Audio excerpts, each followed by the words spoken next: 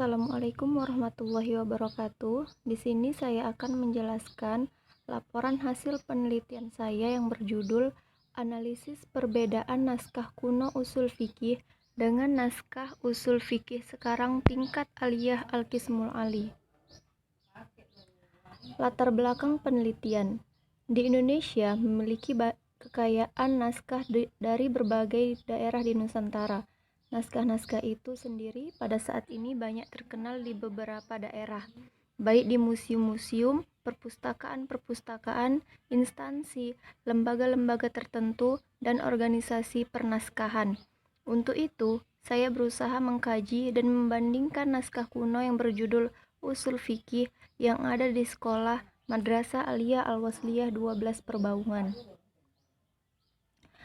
Batasan masalah. Dalam penelitian ini, penulis memiliki batasan masalah dan hanya meneliti perbedaan dari segi isi dan tulisan tentang naskah usul fikih kuno dengan naskah usul fikih sekarang.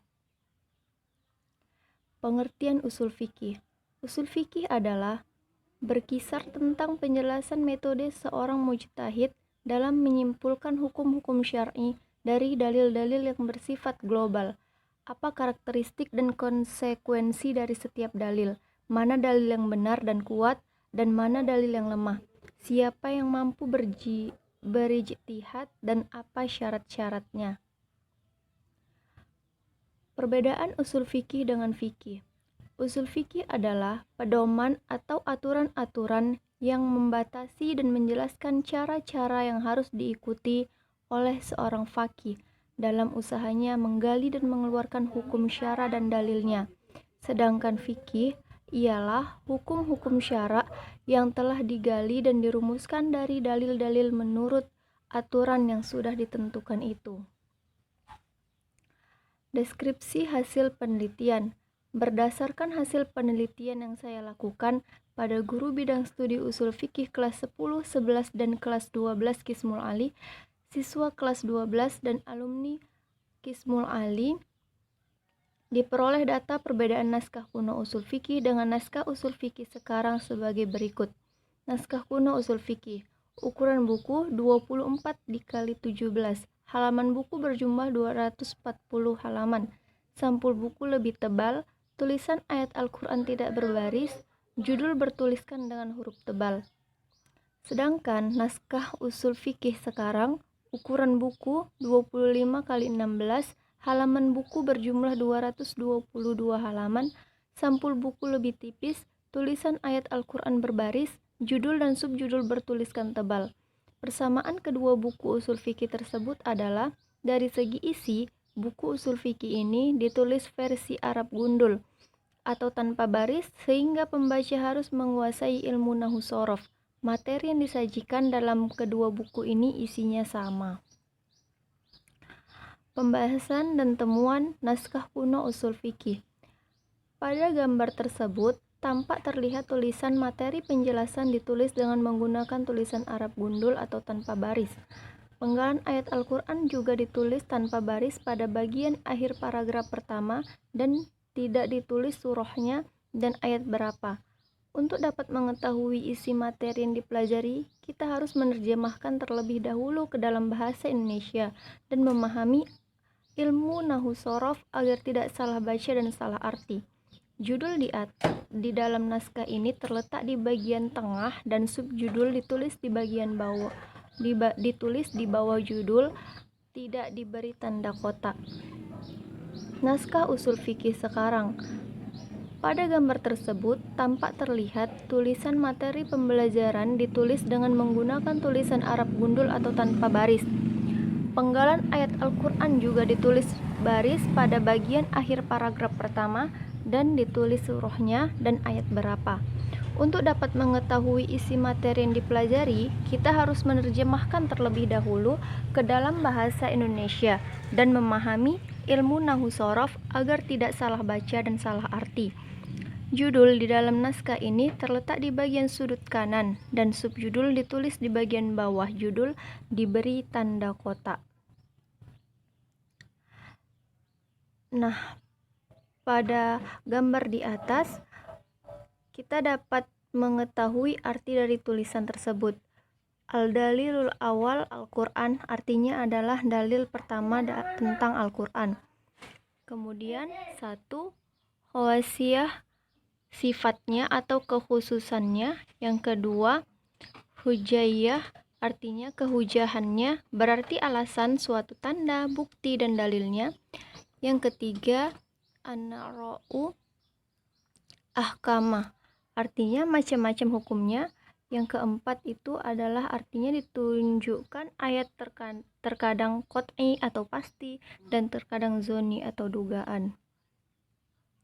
Kesimpulan dari hasil penelitian saya adalah berdasarkan hasil analisis yang telah dilakukan dalam penelitian ini, penulis berkesimpulan bahwa usul fikih adalah pedoman atau aturan-aturan yang membatasi dan menjelaskan cara-cara yang harus diikuti oleh seorang faqih dalam usahanya menggali dan mengeluarkan hukum syara dan dalilnya. Sedangkan fikih ialah hukum-hukum syara yang telah digali dan dirumuskan dari dalil-dalil menurut aturan yang sudah ditentukan itu. Berbagai hal yang menjadi pembahasan seperti yang ditunjukkan oleh definisi tersebut adalah A. Tentang dalil-dalil fikih secara global. Menurut istilah usul fikih, dalil berarti sesuatu yang bila mana dipikirkan secara benar akan menyampaikan seseorang kepada kesimpulan yang dicari. Kemudian tulisan naskah kuno usul fikih, terdapat perbedaan dengan naskah usul fikih sekarang, yaitu tulisan ayat Al-Quran dalam naskah kuno tidak berbaris, sedangkan naskah sekarang berbaris. Sampul buku yang digunakan dalam naskah kuno lebih tebal, sedangkan yang sekarang lebih tipis. Dalam naskah usul fikih tidak terdapat perubahan isi ataupun materi. Demikian penjelasan dari saya, lebih dan kurang saya mohon maaf. Dan ini adalah bukti dari hasil wawancara saya dengan salah satu alumni.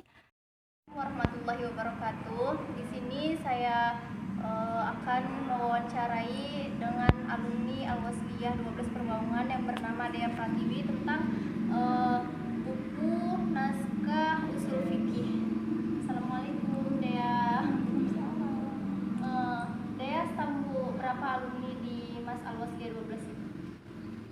2017. Nah, di sini saya ada penelitian tentang buku usul fikih. Nah, pada buku usul fikih ini kan terdapat dua versi, ada naskah kuno dan naskah yang terbaru, ada terbitan terbaru. Nah, apa saja sih yang dibahas dalam buku usul fikih ini? Dibahas itu semua ilmu hukum yang ada dalam Islam ya. Semua itu dibahas dalam usul fikih. Kemudian dari kedua buku ini apa sih perbedaan dari segi isi maupun tulisan? Apakah ada segi perbedaannya? Kalau isi penjelasan ya hampir sama, cuman di covernya kan lihat ini berbeda covernya. Cover juga sudah berbeda, cuman dari segi tulisan sebenarnya maksud pelajarannya itu tetap sama. Cuman yang di baru ini dia ada lebih tambahan, kayak di isinya ini. Kalau di buku ini terbitan terbaru, di sini kan ayatnya, dalilnya ini dia sudah berbaris.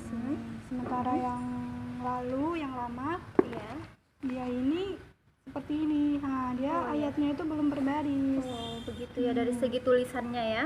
Iya, cuman maksudnya itu tetap sama. Iya, berarti ada tambahannya gitu. Ya, berarti kalau misalnya dari segi isi tetap sama, tetapi dari segi penulisannya itu ada perbedaan gitu. Iya.